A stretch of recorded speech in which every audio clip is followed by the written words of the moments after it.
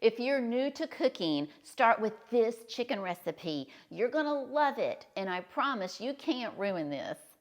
So now let's jump into the ingredients you're gonna be using for your chicken dish. You're gonna have 1 package of chicken tenders, 1 can of cream of chicken soup, 8 ounces of sour cream, 1/4 cup of butter, so it's one of these little half sticks of butter, and then about 1.5 cups of butter cookies. I like to use these club cookies, the butter cookies. You can also use Ritz crackers. There are a few other items you need before you get started. First of all, your final dish. What are you going to put this casserole in when you have it all mixed up? I like to use kind of a long, more of a kind of a skinny casserole dish. This is not quite a 9 by 13. It's more like an 8 by 12, but something similar to work. It doesn't have to be clear. I just happen to be using a clear one today. You need a big bowl so you can mix everything up in, a little bit of some cooking spray for your casserole dish. And then here behind me, I've got a skillet. You're gonna need 1 skillet because we're gonna use this to cook up the chicken pieces before we put them in the casserole.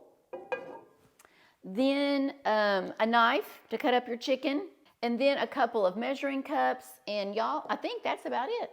The first thing we're gonna do is we're going to cook up these chicken tenders.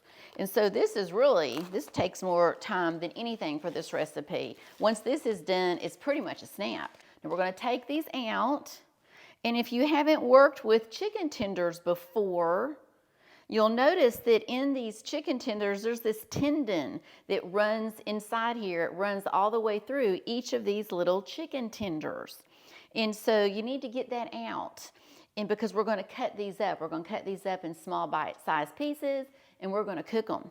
And so there's several different ways that you can do that. You can just take your knife and cut along the sides of them and to get those out. So that's one way. And a lot of times I'll do that. I'll just slice it like right here, and then I'll go right here alongside this tendon. Let me show you.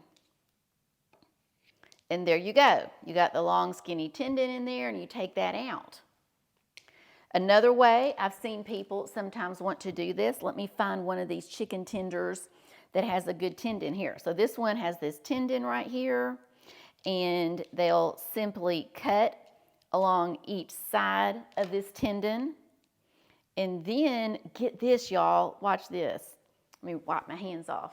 They'll take a fork, and I have a video on this, and so I'll link it for you, but they'll take that little piece of tendon, stick it here on the fork, they'll take a paper towel, and then they'll just hold it, and they will pull.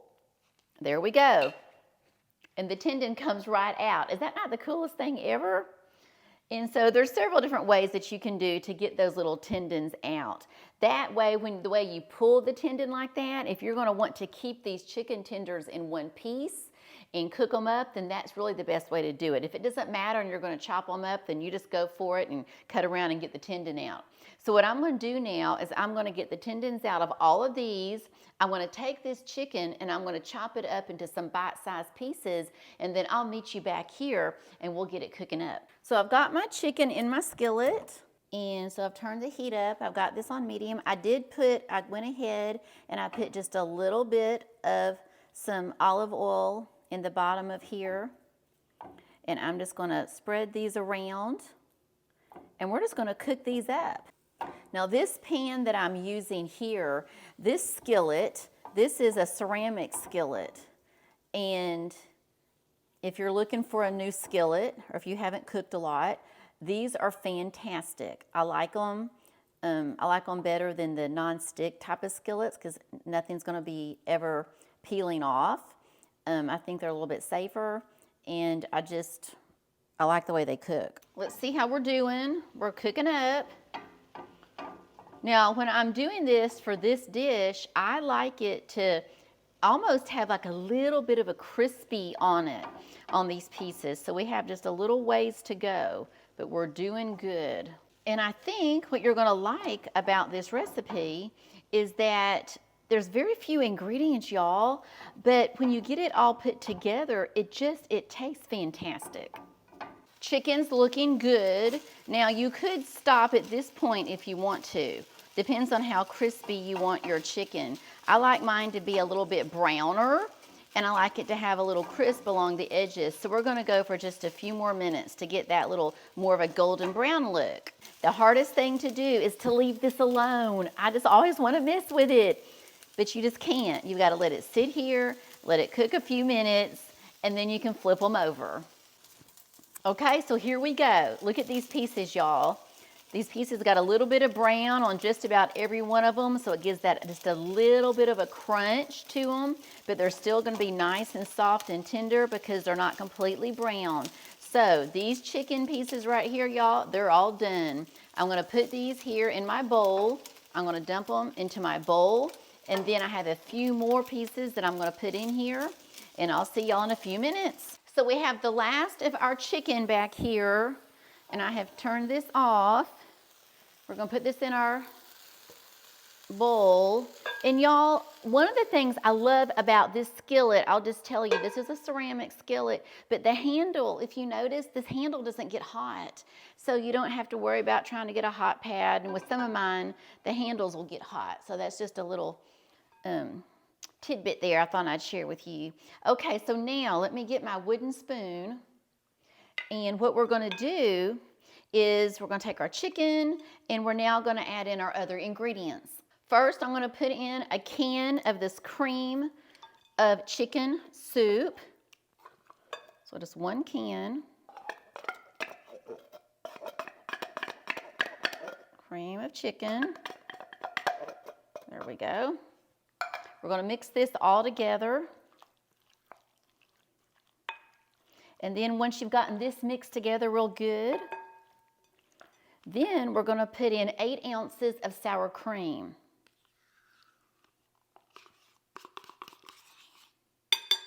And I'll tilt this so you can see this a little bit.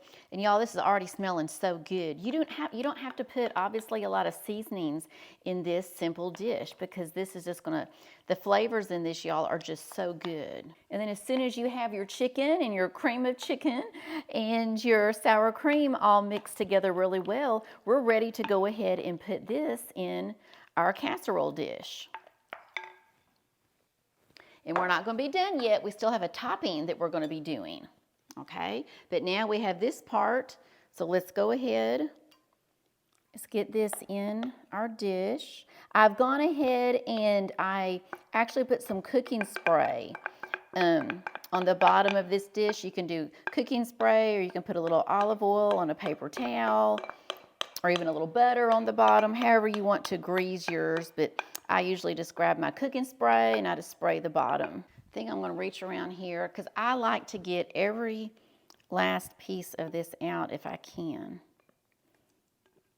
And it's just so much easier when you use a spatula. Let me turn it around. There we go. And now we're just going to take this, and once you've gotten this in your casserole dish, you're just going to lightly pat it. And there you go. That's the base of it right there. I know it looks simple, but when you taste this, you are just gonna love it. I'm gonna set this aside right here, and now we're gonna fix up our topping. So for your topping, remember we've got our butter crackers and we've got some butter. And I want about 1.5 cups of crushed butter crackers. And I wanna show you how I crush mine. I do something that's just really super simple. And there's different ways. I used to crush my crackers by hand, and I'd sit there and I'd crunch and crunch and crunch. And then I've gotten to where I just do this. And you may already do this. But I just put them in a baggie, and then I beat them up. Put something soft down on your counter, and I just beat them up. And it is so much easier than trying to get out a food processor or anything like that to crunch them up. Get a few more, and I just put them in there. And you can get a bigger bag if you want to do more at a time. But I just use a simple baggie. Zip it up, get the air out, and then just, there you go. Okay, got a few more right there. Okay. We're doing good. Let's see, how much do we have? About 1.5 cups. It is, I may go to 2. I may just use all that's in this sleeve right here. And you know, y'all, when you're cooking, you don't have to be exact. I used to think when I started cooking, I've not been cooking that long, probably about 5 years since, you know, I've cooked before. I used to always do a big Thanksgiving my whole life. I could cook that one meal.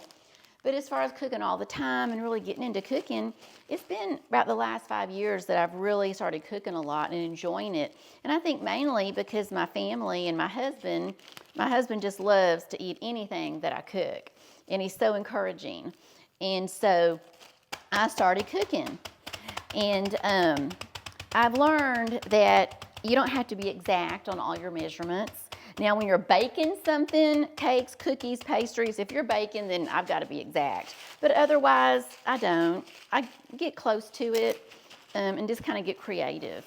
And so right there, I'd have thought, why not go ahead and finish up all those crackers in that sleeve so I don't waste them. All right, and so we're right at about 2 cups, and that's going to be fine. It's a topping, so we'll be great.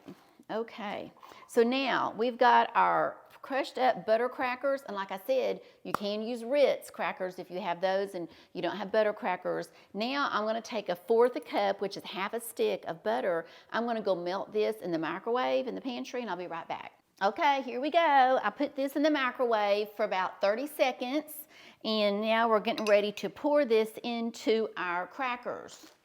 So I've got my crushed crackers here, and I'm just going to make kind of a little hole in the middle of them. There we go, kind of. And I'm going to pour this melted butter in here, and we're going to mix this up. And y'all, real quickly, I just wanted to tell you, if this is being helpful and if you're learning something, please pop that little like button, because what I have found is that will help this video spread to others who might be looking for this. So please pop that little like button. And I don't remember if I introduced myself, and if not, hi, I'm Melissa Diane. And if you are returning, thank you so much. And if you are brand new, I'm glad that you popped in today, because you are just gonna love this when you get this all done. Here we go. Now, so what I did was I just put that butter in here, and I took a fork. This is just, I found this works for me, and I just tossed this around so all of those butter crackers, they get coated. Okay.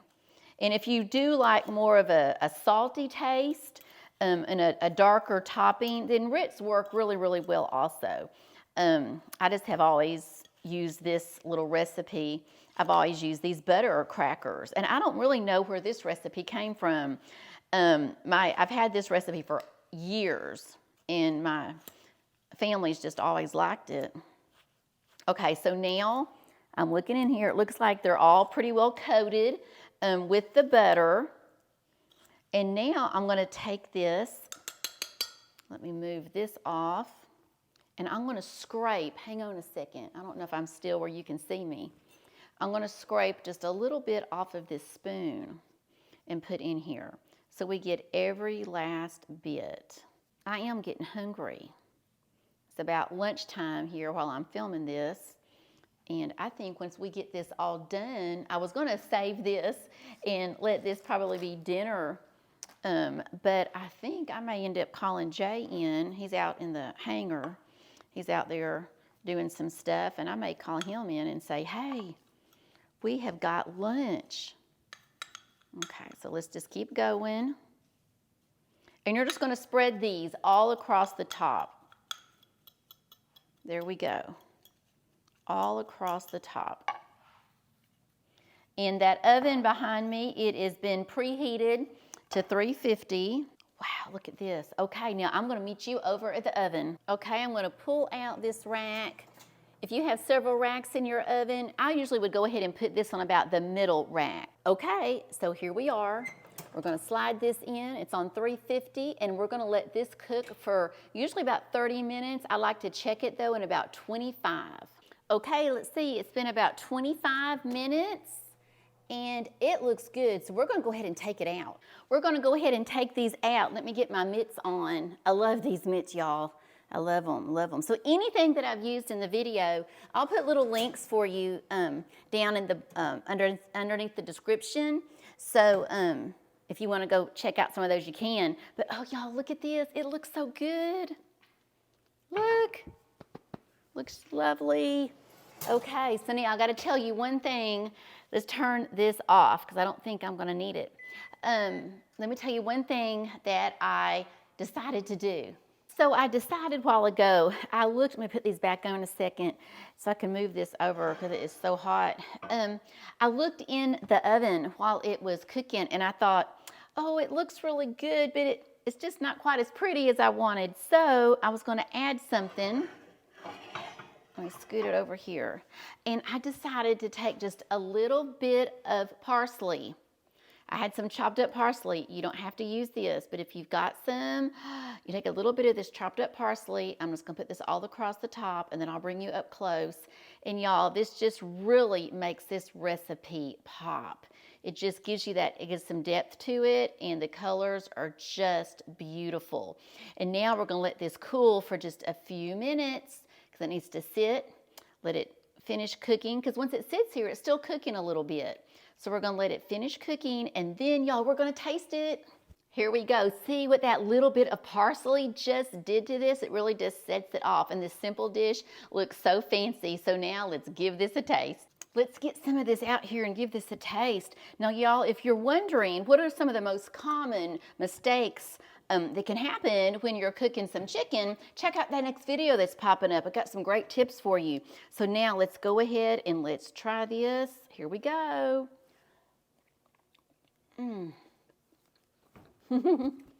Y'all, every time I make this, I absolutely love it. Please give it a try. I'll see you on that next video. Thanks for popping in. Bye-bye.